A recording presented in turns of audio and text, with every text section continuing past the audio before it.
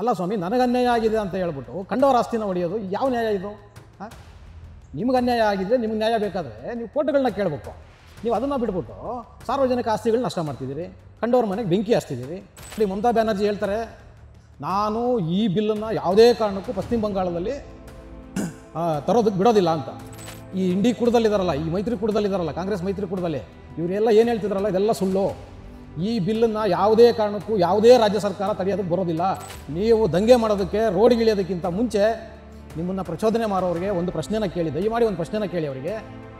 ಈ ಬಿಲ್ಲಲ್ಲಿ ನಿಮ್ಗೆ ಆಗ್ತಿರೋ ಅನ್ಯಾಯಗಳು ಏನು ಅನ್ನೋದನ್ನು ಅವ್ರನ್ನ ದಯವಿಟ್ಟು ಕೇಳಿ. ಸಾಕಷ್ಟು ಜನ ಈ ದೇಶದ ಮುಸ್ಲಿಮರು ಈ ಬಿಲ್ಲನ್ನು ಒಪ್ಕೊಂಡಿದ್ದಾರೆ, ವಿದ್ಯಾವಂತ ಮುಸ್ಲಿಮರು ಇದನ್ನು ಒಪ್ಕೊಂಡಿದ್ದಾರೆ. ನಿಮ್ಮ ವಕ್ಫ್ ಬೋರ್ಡ್ ಆಸ್ತಿನ ಅವ್ರು ಹೊಡ್ಕೊಂಡು ತಿನ್ನೋಕ್ಕಾಗಲ್ಲ ಅಂತ ಹೇಳಿ ನಿಮ್ಮನ್ನು ಎತ್ಕಟ್ಟಿ ಇವತ್ತು ದಂಗೆಗಳು ಎದುರಿಸಿದ್ದಾರೆ ಅಷ್ಟೇ. ಇದರಲ್ಲಿ ಬೇರೆ ಏನೂ ಸತ್ಯಾಂಶ ಇಲ್ಲ. ಅವ್ರು ಹೇಳ್ತಿರೋದು ಒಂದೇ, ಮುಸಲ್ಮಾನರಿಗೆ ಅನ್ಯಾಯ, ಮುಸಲ್ಮಾನರಿಗೆ ಅನ್ಯಾಯ, ಮುಸಲ್ಮಾನರಿಗೆ ಅನ್ಯಾಯ. ಏನು ಅನ್ಯಾಯ ಆಗಿದೆ ಹೇಳ್ರಿ ಅದನ್ನಾದರೂ. ಟಿ ವಿ ವಿಕ್ರಮದ ಸಮಸ್ತ ವೀಕ್ಷಕರಿಗೆ ಟ್ಯಾಕ್ಸಿವಾಲ ನರಸಿಂಹಮೂರ್ತಿ ಮಾಡುವ ನಮಸ್ಕಾರಗಳು. ವೀಕ್ಷಕರೇ, ನಮಗೆಲ್ಲ ಗೊತ್ತಿದೆ, ಇವತ್ತು ದೇಶದ ಉದ್ದಗಲಕ್ಕೂ ಏನು ಈ ದೇಶದ ಶಾಂತಿ ದೂತರುಗಳಿದ್ದಾರಲ್ಲ, ಮುಸಲ್ಮಾನ್ ಬಾಂಧವರು, ಕೇಂದ್ರ ಸರ್ಕಾರ ಒಂದು ವಕ್ಫ್ ಅಮೆಂಡ್ಮೆಂಟ್ ಬಿಲ್ಲನ್ನು ತೊಗೊಂಡು ಬಂದಿದೆ. ಇವತ್ತು ಅದರ ವಿರುದ್ಧ ದೇಶದ ಉದ್ದಗಲಕ್ಕೂ ಈ ದೇಶದ ಶಾಂತಿ ಪ್ರಿಯರು, ಶಾಂತಿ ದೂತರು ಇವತ್ತು ದಂಗೆಗಳನ್ನ ಎಬ್ಬಿಸ್ಕೊಂಡು ಓಡಾಡ್ತಿದ್ದಾರೆ. ವಿಶೇಷವಾಗಿ ಪಶ್ಚಿಮ ಬಂಗಾಳದಲ್ಲಿ. ವೀಕ್ಷಕರೇ, ಪಶ್ಚಿಮ ಬಂಗಾಳ ಹತ್ತಿ ಉರಿತಿದೆ. ಹಿಂದೂಗಳ ಮನೆ ಮನೆಗೆ ಹೋಗಿ ದಾಂಧಲೆಗಳನ್ನ ಎಬ್ಬರಿಸಿದ್ದಾರೆ, ದಂಧೆ ಮಾಡ್ತಿದ್ದಾರೆ, ಹಿಂದೂಗಳನ್ನು ಕೊಲ್ತಾ ಇದ್ದಾರೆ. ವೀಕ್ಷಕರೇ ನೋಡಿ, ಈ ದೇಶ ನಡೀತಿರೋದು ಸಂವಿಧಾನದ ಅಡಿನಲ್ಲಿ. ಯಾವುದೇ ಧರ್ಮದವರಾಗಿರಲಿ, ತಮಗೆ ನಷ್ಟ ಆಗ್ತಿದೆ, ನಷ್ಟ ಆಗಿದೆ ಅಂತ ಏನಾದರೂ ಅನಿಸಿದ್ರೆ ಈ ದೇಶದ ಸಂವಿಧಾನ ಪ್ರಶ್ನೆ ಮಾಡೋ ಅವಕಾಶನ ಎಲ್ಲ ಧರ್ಮದವ್ರಿಗೂ ಕೊಟ್ಟಿದೆ, ಹಾಗೆ ಈ ಶಾಂತಿ ದೂತರಿಗೂ ಕೊಟ್ಟಿದೆ. ಇವತ್ತು ನಿಜವಾಗ್ಲೂ ವಕ್ಫ್ ಅಮೆಂಡ್ಮೆಂಟ್ ಬಿಲ್ಲಲ್ಲಿ ಏನಾದರೂ ಇವರಿಗೆ ಅನಾನುಕೂಲಗಳಾಗ್ತಿದೆ ಅಂದರೆ ಈ ದೇಶದ ಕಾನೂನಿದೆ, ಈ ದೇಶದ ಕೋರ್ಟ್ಗಳಿದೆ. ಕೋರ್ಟುಗಳಲ್ಲಿ ಹೋಗಿ ನ್ಯಾಯಸಮ್ಮತವಾಗಿ ನ್ಯಾಯನ ಕೇಳಬೇಕು, ನ್ಯಾಯ ಪಡ್ಕೋಬೇಕು. ಅವ್ರಿಗೆ ಏನು ಅನ್ಯಾಯ ಆಗ್ತಿದೆ ಅದನ್ನು ಸರಿಪಡಿಸ್ಕೊಳ್ಬೇಕು. ಇದನ್ನು ವ್ಯವಸ್ಥೆ ಅಂತಾರೆ. ಆದರೆ ನೋಡಿ, ಇವ್ರು ಏನು ಮಾಡ್ತಿದ್ದಾರೆ ವೀಕ್ಷಕರೇ, ಇವರು ದಂಗೆಗಳು ಮಾಡ್ತಿದ್ದಾರೆ. ಅಲ್ಲ ಸ್ವಾಮಿ, ನನಗೆ ಅನ್ಯಾಯ ಆಗಿದೆ ಅಂತ ಹೇಳ್ಬಿಟ್ಟು ಕಂಡವರ ಆಸ್ತಿನ ಹೊಡೆಯೋದು ಯಾವ ನ್ಯಾಯ ಇದು?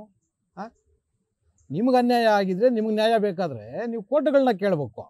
ನೀವು ಅದನ್ನು ಬಿಟ್ಬಿಟ್ಟು ಸಾರ್ವಜನಿಕ ಆಸ್ತಿಗಳನ್ನ ನಷ್ಟ ಮಾಡ್ತಿದ್ದೀರಿ, ಕಂಡವ್ರ ಮನೆಗೆ ಬೆಂಕಿ ಹಚ್ತಿದ್ದೀರಿ. ಇದರಿಂದ ನಿಮ್ಗೆ ನ್ಯಾಯ ಸಿಕ್ಕುತ್ತಾ ಹೇಳಿ? ಇದರಿಂದ ನಿಮ್ಗೆ ನ್ಯಾಯ ಸಿಕ್ಕುತ್ತಾ?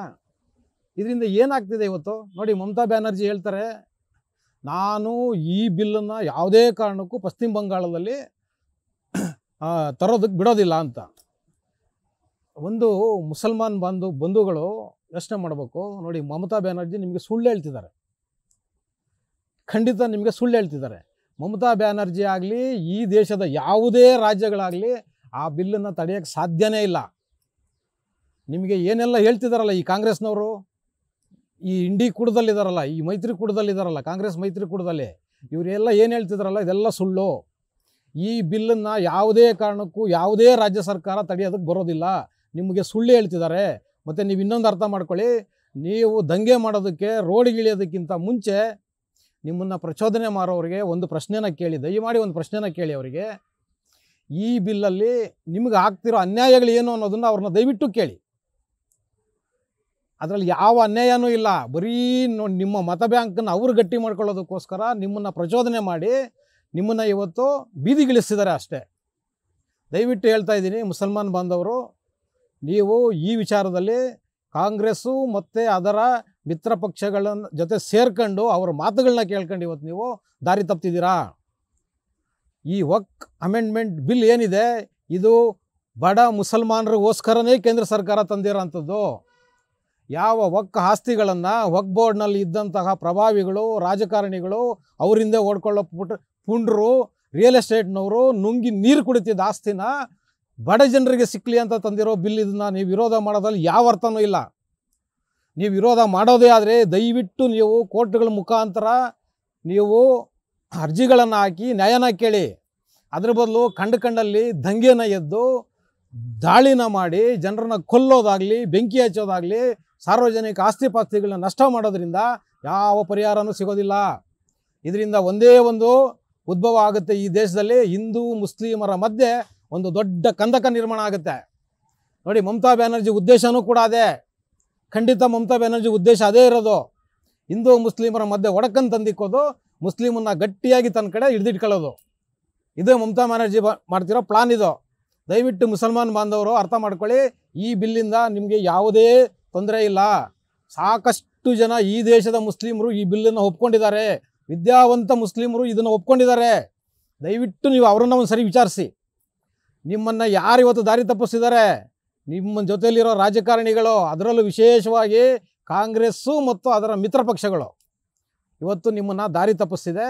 ಈ ಬಿಲ್ಲನ್ನ ಅವ್ರು ವಿರೋಧ ಮಾಡ್ತಿರೋದು ಒಂದೇ ಒಂದು ಕಾರಣ, ಅವ್ರು ಬೇಳೆಕಾಳು ಬೇಯಿಸ್ಕೊಳ್ಳೋಕ್ಕಾಗಲ್ಲ, ನಿಮ್ಮ ವಕ್ಫ್ ಬೋರ್ಡ್ ಆಸ್ತಿನ ಅವ್ರು ಹೊಡ್ಕೊಂಡು ತಿನ್ನೋಕ್ಕಾಗಲ್ಲ ಅಂತ ಹೇಳಿ ನಿಮ್ಮನ್ನು ಎತ್ಕಟ್ಟಿ ಇವತ್ತು ದಂಗೆಗಳು ಎಬ್ಬರಿಸ್ತಿದ್ದಾರೆ ಅಷ್ಟೇ. ಇದರಲ್ಲಿ ಬೇರೆ ಏನೂ ಸತ್ಯಾಂಶ ಇಲ್ಲ. ಯಾರಾದರೂ ಒಬ್ಬರಾದರೂ ಇದನ್ನು ಯಾಕೆ ವಿರೋಧ ಮಾಡ್ತೀವಿ ಅಂತ ಹೇಳ್ತಿದ್ದಾರಾ? ಇಲ್ಲ ವೀಕ್ಷಕರೇ, ಹೇಳ್ತಿಲ್ಲ. ಅವ್ರು ಹೇಳ್ತಿರೋದು ಒಂದೇ, ಮುಸಲ್ಮಾನರಿಗೆ ಅನ್ಯಾಯ, ಮುಸಲ್ಮಾನರಿಗೆ ಅನ್ಯಾಯ, ಮುಸಲ್ಮಾನರಿಗೆ ಅನ್ಯಾಯ. ಏನು ಅನ್ಯಾಯ ಆಗಿದೆ ಹೇಳ್ರಿ ಅದನ್ನಾದರೂ ಬಾಯ್ಬಿಟ್ಟು. ಏನು ಅನ್ಯಾಯ ಆಗಿದೆ ಮುಸಲ್ಮಾನರಿಗೆ ಅದನ್ನಾದರೂ ಹೇಳ್ಬೇಕಲ್ವಾ? ನೀವು ಅದನ್ನೂ ಕೇಳ್ತಿಲ್ಲ. ಅವ್ರನ್ನ ಏನು ಅನ್ಯಾಯ ಆಗ್ತಿದೆ ಹೇಳಿ ಅಂತನಾದರೂ ಕೇಳಿ. ನಿಮ್ಮ ಆಸ್ತಿಗಳನ್ನ ಕೇಂದ್ರ ಸರ್ಕಾರ ಕಿತ್ಕೊಳ್ಳುತ್ತೆ ಅಂತ ಹೇಳ್ಬಿಟ್ಟು ನಿಮ್ಮ ಹತ್ರ ಬಂದು ಸುಳ್ಳು ಹೇಳಿ ನಿಮ್ಮ ತಲೆಗಳಲ್ಲಿ ತಪ್ಪು ಅಭಿಪ್ರಾಯಗಳನ್ನ ತುಂಬಿಸಿ ಈ ಭ್ರಷ್ಟರು, ಈ ನೀಚರು, ಈ ಹಲಾಲ್ಕೋರರು ಇವತ್ತು ನಿಮ್ಮನ್ನು ದಾರಿ ತಪ್ಪಿಸಿ ಕಲ್ಲೊಡೆಯಾಗಿ ಮಾಡ್ತಿದ್ದಾರೆ. ಇದರಿಂದ ಖಂಡಿತ ನಿಮಗೆ ಯಾವ ತೊಂದರೆಯೂ ಇಲ್ಲ. ನಿಮ್ಮ ವಕ್ಫ್ ಬೋರ್ಡ್ನ ಆಸ್ತಿ ಸುರಕ್ಷಿತವಾಗಿರುತ್ತೆ. ಮತ್ತು ಯಾವ ಬಡ ಮುಸಲ್ಮಾನರಿಗೆ ಆ ವಕ್ಫ್ ಬೋರ್ಡ್ನ ಆಸ್ತಿ ತಲುಪಬೇಕು, ಅದು ಖಂಡಿತ ಮುಂದಿನ ದಿನಗಳಲ್ಲಿ ನಿಮ್ಗಳಿಗೆಲ್ಲ ಸಿಕ್ಕುತ್ತೆ. ಅದನ್ನು ಬಿಟ್ಟು ನೀವೀಗ ದಂಗೆಗಳು ಮಾಡೋದ್ರಿಂದ ಯಾವ ಪ್ರಯೋಜನ ಇಲ್ಲ. ನೋಡಿ, ನಾವೆಲ್ಲ ಒಕ್ಕೂಟ ವ್ಯವಸ್ಥೆಯಲ್ಲಿ ಇದ್ದೀವಿ. ಒಕ್ಕೂಟ ವ್ಯವಸ್ಥೆಯಲ್ಲಿದ್ದಾಗ ನಾವು ಈ ದೇಶದ ಕಾನೂನುಗಳನ್ನ ಒಪ್ಕೊಳ್ಬೇಕು. ಸಂವಿಧಾನದ ಅಡಿನಲ್ಲಿ ನಾವು ಈ ದೇಶ ನಡೀತಿದೆ. ಮಮತಾ ಬ್ಯಾನರ್ಜಿ ಹೇಳ್ತಾರೆ ಕೇಂದ್ರ ಸರ್ಕಾರ ಏನೇ ಕಾನೂನುಗಳು ತರಲಿ ಮಮತಾ ಬ್ಯಾನರ್ಜಿ ವಿರೋಧ. ಮಮತಾ ಬ್ಯಾನರ್ಜಿ ಏನು ಬೇರೆ ದೇಶದಲ್ಲಿ ಕೂತಿದ್ದಾರೇನ್ರಿ? ಈ ದೇಶದ ಸಂವಿಧಾನದ ಅಡಿನಲ್ಲಿ ಮಮತಾ ಬ್ಯಾನರ್ಜಿ ಕೆಲಸ ಮಾಡ್ತಿದ್ದಾಳೆ. ಇವತ್ತು ಏನಾಗ್ತಿದೆ ಅಲ್ಲಿ? ಪೊಲೀಸವ್ರಿಗೆ ಕಲ್ಲು ಹೊಡಿತಿದ್ದಾರೆ, ಪೊಲೀಸವರು ಏನೋ ಆಸ್ಪತ್ರೆಗಳಿಗೆ ಹೋಗಿ ಸೇರ್ತಿದ್ದಾರೆ. ಯಾಕಿದೆಲ್ಲ? ಪೊಲೀಸರಿರೋ ಪವರ್ನೇ ಕಿತ್ಕೊಂಡ್ಬಿಟ್ಟಿದೆ ಮಮತಾ ಬ್ಯಾನರ್ಜಿ ಸರ್ಕಾರ. ಅವರಿಗೆ ಯಾವ ರೈಟ್ಸು ಕೊಟ್ಟಿಲ್ಲ ಪೊಲೀಸ್ನವರಿಗೆ. ಹೆಚ್ಚು ಕಮ್ಮಿ 8-9 ಜನ ಪೊಲೀಸರು ಇವತ್ತು ಗಂಭೀರವಾಗಿ ಗಾಯಗೊಂಡು ಆಸ್ಪತ್ರೆಗಳಲ್ಲಿದ್ದಾರೆ. ಆದರೆ ಇದುವರೆಗೂ ಒಂದು ಲಾಠಿ ಚಾರ್ಜ್ ಮಾಡಲಿಲ್ಲ, ಒಂದು ಗುಂಡಾರಿಸಿಲ್ಲ. ಏನಿದ್ರ ಅರ್ಥ? ಸರ್ಕಾರನೇ ಇದರಲ್ಲಿ ಶಾಮೀಲಾಗಿ ಮಾಡಿಸ್ತಿದೆ ಅಂತ ನಾನು ಹೇಳ್ಬೋದು. ಹೌದು ವೀಕ್ಷಕರೇ, ಮಮತಾ ಬ್ಯಾನರ್ಜಿ ಸರ್ಕಾರ ಇವರಿಗೆ ಪೂರ್ತಿ ಕುಮ್ಮಕ್ಕು ಕೊಟ್ಟು ಇದ್ರ ಮಮತಾ ಬ್ಯಾನರ್ಜಿ ಉದ್ದೇಶ ಒಂದೇ, ಇದರಿಂದ ಇನ್ನೇನು ಇಲ್ಲ. ಜಾಗತಿಕ ಮಟ್ಟದಲ್ಲಿ ಈ ದೇಶದ ಮಾನ ಮರ್ಯಾದೆನ ತೆಗಿಬೇಕು. ನರೇಂದ್ರ ಮೋದಿ ಸರ್ಕಾರಕ್ಕೆ ಒಂದು ಕಪ್ಪು ಚುಕ್ಕೆಯನ್ನು ಅಂಟಿಸ್ಬೇಕು ಅನ್ನೋದೇ ಮಮತಾ ಬ್ಯಾನರ್ಜಿ ಉದ್ದೇಶ. ಇನ್ನೇನೂ ಇಲ್ಲ. ಇದರಲ್ಲಿ ಮುಸಲ್ಮಾನರಿಗಾಗೋ ನಷ್ಟ ಏನೂ ಇಲ್ಲ. ಆದರೆ ಇದನ್ನು ಹೀಗೆ ಬಿಟ್ಟರೆ ಮಮತಾ ಬ್ಯಾನರ್ಜಿಗೆ ನಷ್ಟ ಆಗುತ್ತೆ ಅನ್ನೋ ಕಾರಣಕ್ಕೆ ಮಮತಾ ಬ್ಯಾನರ್ಜಿ ಆ ಮುಸಲ್ಮಾನರ ತಲೆನಲ್ಲಿ ಬೇಡದೇ ಇರೋದು ತುಂಬಿ ಅವ್ರನ್ನ ದಂಗೆ ಆಗೋ ಥರ ಮಾಡ್ತಿದೆ. ವೀಕ್ಷಕರೇ, ಇವತ್ತು ನಾವು ಒಂದು ಯೋಚನೆ ಮಾಡೋಣ. ಎಲ್ಲೆಲ್ಲಿ ದೇಶದಲ್ಲಿ ದಂಗೆಗಳಾಗ್ತಿದೆ, ವಕ್ಫ್ ವಿರೋಧವಾಗಿ ಮುಸಲ್ಮಾನರು ಕಲ್ಲೊಡಿತಿರೋದು, ಬೆಂಕಿ ಹಚ್ತಿರೋದು ಎಲ್ಲೆಲ್ಲಿ BJP ಏತರ ಸರ್ಕಾರಗಳಿದೆ ಅಲ್ಲಿ ಮಾತ್ರ ಆಗ್ತಿದೆ. ನೋಡಿ, ಪಶ್ಚಿಮ ಬಂಗಾಳದಲ್ಲಿ ಆಗ್ತಿದೆ, ಮಮತಾ ಬ್ಯಾನರ್ಜಿ ಸರ್ಕಾರ ಇದೆ. ತಮಿಳ್ನಾಡಲ್ಲಿ ಆಗ್ತಿದೆ, ಸ್ಟಾಲಿನ್ ಸರ್ಕಾರ ಇದೆ. ಆಂಧ್ರದಲ್ಲಿ ಆಗ್ತಿದೆ, ತೆಲಂಗಾಣದಲ್ಲಿ ಆಗ್ತಿದೆ, ಕಾಂಗ್ರೆಸ್ ಸರ್ಕಾರ ಇದೆ. ವೀಕ್ಷಕರೇ, ಎಲ್ಲೆಲ್ಲಿ BJP ಸರ್ಕಾರ ಇಲ್ಲ ಅಲ್ಲಿ ಮಾತ್ರ ವಕ್ಫ್ ಬಿಲ್ನ ತಿದ್ದುಪಡಿ ವಿರುದ್ಧ ಗಟ್ಟಿಯಾಗಿ ದೊಡ್ಡ ಮಟ್ಟದಲ್ಲಿ ಗಲಾಟೆಗಳಾಗ್ತಿದೆ, ಕಲ್ಲೊಡಿತಿದ್ದಾರೆ, ಬೆಂಕಿ ಹಚ್ತಿದ್ದಾರೆ. ನಾನು ಹೇಳೋದು, ಇದೇ ಮುಸಲ್ಮಾನ್ ಜನ ಉತ್ತರ ಪ್ರದೇಶದಲ್ಲಿ ಯಾಕೆ ಹೊಡಿತಿಲ್ಲ, ಗುಜರಾತಲ್ಲಿ ಯಾಕೆ ಹೊಡಿತಿಲ್ಲ, ರಾಜಸ್ಥಾನದಲ್ಲಿ ಯಾಕೆ ಮಾಡ್ತಿಲ್ಲ, ಡೆಲ್ಲಿನಲ್ಲಿ ಯಾಕೆ ಮಾಡ್ತಿಲ್ಲ, ಮುಂಬೈಯಲ್ಲಿ ಯಾಕೆ ಮಾಡ್ತಿಲ್ಲ, ತೆಲಂಗಾಣದಲ್ಲಿ ಮಾಡ್ತಿದ್ದಾರೆ, ಆಂಧ್ರದಲ್ಲಿ ಯಾಕೆ ಮಾಡ್ತಿಲ್ಲ? ಎಲ್ಲೆಲ್ಲಿ BJP ಏತರ ಸರ್ಕಾರಗಳಿದೆ ಅಲ್ಲೆಲ್ಲ ಸರ್ಕಾರಗಳೇ ಕುಮ್ಮಕ್ಕು ಕೊಟ್ಟು, ಸರ್ಕಾರಗಳೇ ಈ ದಂಗೆಗಳನ್ನ ಪ್ರಚೋದನೆ ಮಾಡಿಸಿದೆ. ವೀಕ್ಷಕರೇ, ಇದೆಲ್ಲ ಬೇಕಂತಾನೆ ಮಾಡಿಸಿರೋದು. ಈ ದೇಶದ ಮಾನ ಮರ್ಯಾದೆನ ಅಂತಾರಾಷ್ಟ್ರೀಯ ಮಟ್ಟದಲ್ಲಿ ಹರಾಜಾಗಬೇಕು ಇವ್ರಿಗೂ. ಈ ದೇಶ ಅಭಿವೃದ್ಧಿ ಆಗೋದು ಇವ್ರಿಗೆ ಯಾರಿಗೂ ಇಷ್ಟ ಇಲ್ಲ. ಈ ಕಾಂಗ್ರೆಸ್ ಕೂಟ ಇದೆಯಲ್ಲ, ಈ ಭ್ರಷ್ಟರ ಕೂಟ, ಈ ಕೂಟಕ್ಕೆ ಈ ದೇಶ ಸಮೃದ್ಧಿಯಾಗಿರೋದು ಇವ್ರಿಗೆ ಇಷ್ಟ ಇಲ್ಲ. ಆ ಒಂದೇ ಒಂದು ಕಾರಣಕ್ಕೋಸ್ಕರ ಇವತ್ತು ಮುಸಲ್ಮಾನರನ್ನ ಹಿಂದಿಟ್ಕೊಂಡು ಮುಸಲ್ಮಾನರನ್ನ ಎತ್ಕಟ್ಟಿ ಇವತ್ತು ದೇಶದ ಉದ್ದಗಲಕ್ಕೂ ಗಲಾಟೆಗಳು ಮಾಡಿಸ್ತಿದ್ದಾರೆ, ದಂಗೆಗಳು ಮಾಡಿಸ್ತಿದ್ದಾರೆ, ಕಲ್ಲು ಹೊಡಿತಿದ್ದಾರೆ. ಪಶ್ಚಿಮ ಬಂಗಾಳದಲ್ಲಿ ಇನ್ನೂ ಒಂದು ಹೆಜ್ಜೆ ಮುಂದೆ ಹೋಗಿ ರೈಲ್ವೆ ಹಳಿಗಳನ್ನೇ ಕಿತ್ತಾಕ್ತಿದ್ದಾರೆ ಇವತ್ತು. ಆ ಮಟ್ಟದಲ್ಲಿ ಮಮತಾ ಬ್ಯಾನರ್ಜಿಯವರು ದಂಗೆಗಳನ್ನ ಮಾಡಿಸ್ತಿದ್ದಾರೆ. ಈ ದಂಗೆಗಳು ಸರ್ಕಾರದ ಕೃಪಾಪೋಷಿತದಿಂದನೇ ಆಗ್ತಿರೋದು. ಯಾವುದೇ ಆಕ್ಷನ್ಗಳಾಗ್ತಿಲ್ಲ ಅವ್ರ ಮೇಲೆ. ಹೌದು ವೀಕ್ಷಕರೇ, ಯಾವುದೇ ಆಕ್ಷನ್ಗಳಾಗ್ತಿಲ್ಲ. ಒಂದು ಸಮಾಧಾನಕರ ವಿಷಯ ಏನಂದರೆ, ಪಶ್ಚಿಮ ಬಂಗಾಳದ ಹೈಕೋರ್ಟ್ನವ್ರು ಹೇಳಿದ್ದಾರೆ ಸದ್ಯಕ್ಕೆ, ದಯವಿಟ್ಟು ಈ ದಂಗೆಗಳನ್ನ ನಿಲ್ಲಿಸಿ ಕೇಂದ್ರದ ಪಡೆಗಳನ್ನ ತೊಗೊಂಡು ಬಂದು ಇದನ್ನು ಹತೋಟಿಗೆ ತೊಗೊಂಬನ್ನಿ ಅಂತ ಹೇಳೋ ಪರಿಸ್ಥಿತಿನಲ್ಲಿ ಇವತ್ತು ಅಲ್ಲಿನ ಸರ್ಕಾರ ಇವತ್ತು ಹಿಂದೂಗಳ ವಿರುದ್ಧ ಕೆಲಸ ಮಾಡ್ತಿದೆ ಸ್ನೇಹಿತರೆ. ಆದರೆ ನಮ್ಮ ದುರಾದೃಷ್ಟವಶ ಎರಡೆರಡು ಬಾರಿ ಅದೇ ಸರ್ಕಾರನ ಅಲ್ಲಿರೋ ಹಿಂದೂಗಳು ಮುಸಲ್ಮಾನರ ಜೊತೆ ಸೇರಿಕೊಂಡು ಆಯ್ಕೆ ಮಾಡ್ತಿದ್ದಾರೆ. ಇವತ್ತು ನಾವು ಯಾವುದೋ ಒಂದು ನ್ಯಾಷನಲ್ ಮೀಡಿಯಾದಲ್ಲಿ ನೋಡ್ತಾ ಇದ್ವಿ, ಹೆಚ್ಚು ಕಮ್ಮಿ 450ರಿಂದ 500 ಜನ ಒಂದು ಜಿಲ್ಲೆನ ತೊಡೆದು ಗಂಗಾ ನದಿನ ದಾಟ್ಕೊಂಡು ಬೇರೆ ಕಡೆ ಹೋಗಿ ಜೀವನ ಕಟ್ಕೊಳ್ತೀವಿ ಅಂತ ಹೇಳಿ ಇವತ್ತು ವಲಸೆ ಹೋಗೋ ಪರಿಸ್ಥಿತಿ ಇವತ್ತು ಪಶ್ಚಿಮ ಬಂಗಾಳದಲ್ಲಿ ಹಿಂದೂಗಳಿಗೆ ನಿರ್ಮಾಣ ಆಗ್ತಿದೆ. ನೋಡಿ ಎಂಥ ಪರಿಸ್ಥಿತಿ ಇದು. ನಾವು ನೋಡಿದ್ವಿ ಹಿಂದೆ 1990ರಲ್ಲಿ ಎಲ್ಲಿ ಕಾಶ್ಮೀರದಲ್ಲಿ ಇದೇ ಪರಿಸ್ಥಿತಿ. ಪಂಡಿತರು ಕಾಶ್ಮೀರನ ಬಿಟ್ಟು ಹೋದಾಗ ಇದೇ ಪರಿಸ್ಥಿತಿ. ಅವತ್ತಿನ ಸರ್ಕಾರ, ಅವತ್ತಿನ ಕಾಂಗ್ರೆಸ್ ಸರ್ಕಾರಗಳು ಮಾಡಿದ ಕೆಲಸ, ಅಲ್ಲಿನ ಪಂಡಿತರು ಖಾಲಿ ಮಾಡ್ಕೊಂಡು ಹೋಗ್ಬೇಕಾಯ್ತು. ಇವತ್ತು ನೋಡಿ ಅದೇ ಪರಿಸ್ಥಿತಿ ಪಶ್ಚಿಮ ಬಂಗಾಳದಲ್ಲಿ ನಿರ್ಮಾಣ ಆಗ್ತಿದೆ.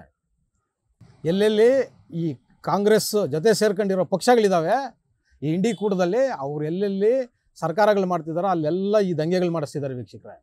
ನಾವು ನೋಡಿ ಮುಂದಿನ ದಿನಗಳಲ್ಲಿ ಇದರ ವಿರುದ್ಧ ಗಟ್ಟಿಯಾಗಿ ನಿಲ್ಲಬೇಕಾಗತ್ತೆ. ಹೌದು ವೀಕ್ಷಕರೇ, ಇವತ್ತು ಏನು ಈ ದೇಶದ್ರೋಹಿಗಳಿದಾರಲ್ವ, ಈ ಧರ್ಮದ್ರೋಹಿಗಳು ಕಾಂಗ್ರೆಸ್ನವರು ಮತ್ತು ಅದರ ಮಿತ್ರ ಪಕ್ಷಗಳು, ಅವರನ್ನು ಮುಂದೆ ಬರೋ ಎಲೆಕ್ಷನ್ಗಳಲ್ಲಿ ನಾವು ಅವರನ್ನು ತಡೆದಿಲ್ಲ ಅಂದರೆ ಈ ದೇಶದಲ್ಲಿ ಹಿಂದೂಗಳು ನಾವು ಬದುಕೋದೇ ಕಷ್ಟ ಆಗುತ್ತೆ. ಅಂಥ ಒಂದು ಪರಿಸ್ಥಿತಿನ ನಿರ್ಮಾಣ ಮಾಡ್ತಾರೆ ಇವರು. ಅದಕ್ಕೆ ಒಳ್ಳೆ ಉದಾಹರಣೆ ಅಂದರೆ ಇವಾಗ ಪಶ್ಚಿಮ ಬಂಗಾಳದಲ್ಲಿ ಆಗ್ತಾ ಇರೋ ಈ ದಂಗೆಗಳು. ಎಷ್ಟು ದೊಡ್ಡ ಮಟ್ಟದ ದಂಗೆಗಳು ಮಾಡ್ತಿದ್ದಾರೆ ಅವರು. ಆ ಕಾರಣಕ್ಕೋಸ್ಕರ ದಯಮಾಡಿ ಹಿಂದೂಗಳೆಲ್ಲ ಒಗ್ಗೂಡಬೇಕು. ಈಗ ಒಳ್ಳೆ ಸಮಯ ಬಂದಿದೆ ನಮಗೆ ಒಳ್ಳೆ ಸಮಯ ಇದು. ಇದನ್ನೆಲ್ಲ ನಾವು ನೋಡಿದ ಮೇಲೂ ಕೂಡ ನಾವು ಇನ್ನೂ ಯಾರ್ದೋ ಹಿಂದೆ ಹೋಗ್ಕೊಂಡು ಜಾತಿ ವಿಷಯಕ್ಕೋ ನಮ್ಮ ಲೋಕಲ್ ಇವನು ಅನ್ನೋ ವಿಷಯಕ್ಕೋ ದಯವಿಟ್ಟು ವೋಟ್ ಮಾಡೋದು ಬೇಡ. ನಾವು ಮುಂದಿನ ದಿನಗಳಲ್ಲಿ ಎಚ್ಚೆತ್ಕೊಂಡು ನಮ್ಮನ್ನು ಕಾಪಾಡೋವಂಥ ಒಂದು ಪಕ್ಷನ ಈ ದೇಶದಲ್ಲಿ ಮತ್ತು ನಾವೆಲ್ಲೆಲ್ಲಿ ರಾಜ್ಯಗಳಲ್ಲಿದ್ದೀವಿ ಆ ರಾಜ್ಯಗಳಲ್ಲಿ ಸರ್ಕಾರಗಳನ್ನ ತರಬೇಕು ವೀಕ್ಷಕರೇ. ಯಾವುದೇ ಕಾರಣಕ್ಕೂ ಈ ಕಾಂಗ್ರೆಸ್ ಆಗಲಿ, ಈ ಕಾಂಗ್ರೆಸ್ನ ಮಿತ್ರ ಪಕ್ಷಗಳಾಗಲಿ ಈ ದೇಶದಲ್ಲಿ ರಾಜಕೀಯವಾಗಿ ಉಳಿಬಾರ್ದು. ಆ ಮಟ್ಟಕ್ಕೆ ಇವತ್ತು ಮಮತಾ ಬ್ಯಾನರ್ಜಿ ಅವರು ನಡ್ಕೊಂತಿದ್ದಾರೆ ವೀಕ್ಷಕರೇ. ಅದಕ್ಕೋಸ್ಕರ ನಾನು ಹೇಳ್ತಾ ಇದ್ದೀನಿ, ದಯವಿಟ್ಟು ಮುಂದಿನ ದಿನಗಳಾದರೂ ಹಿಂದೂ ಸಮಾಜ ಒಟ್ಟಾಗಬೇಕು, ನಾವು ಒಗ್ಗಟ್ಟಾಗಿ ಹೋರಾಟ ಮಾಡಬೇಕು. ರಾಜಕೀಯವಾಗಿ ಮುಂದೆ ನಮಗೆ ಅನುಕೂಲ ಆಗುವಂಥ ಒಂದು ರಾಜಕೀಯ ಪಕ್ಷನ ಈ ದೇಶದಲ್ಲಿ ನಾವು ಹಾರಿಸ್ತರಬೇಕು ಅಂತ ಹೇಳಿ ಇವತ್ತಿನ ಕಾರ್ಯಕ್ರಮನ ಮುಗಿಸ್ತಾ ಇದ್ದೀನಿ. ಶೇರ್ ಮಾಡಿ, ಸಬ್ಸ್ಕ್ರೈಬ್ ಮಾಡಿ, ಲೈಕ್ ಮಾಡಿ, ಹೆಚ್ಚೆಚ್ಚು ಕಮೆಂಟ್ ಮಾಡಿ ನಮ್ಮನ್ನು ಪ್ರೋತ್ಸಾಹಿಸ್ತೀವಿ. ಟಿವಿ ವಿಕ್ರಮ, ದೇಶ ನಿಮ್ಮ ಕೈಯಲ್ಲಿ. ಈ ಕಾರ್ಯಕ್ರಮ ನಿಮಗೆ ಇಷ್ಟ ಆಗಿದ್ದಲ್ಲಿ ಲೈಕ್, ಶೇರ್ ಹಾಗೂ ಕಮೆಂಟ್ ಮಾಡಿ. ಟಿವಿ ವಿಕ್ರಮದ ಕಾರ್ಯಕ್ರಮಗಳನ್ನು ನಿರಂತರವಾಗಿ ವೀಕ್ಷಿಸಲು ಸಬ್ಸ್ಕ್ರೈಬ್ ಮಾಡಿ, ಬೆಲ್ ಐಕನ್ ಒತ್ತಿ.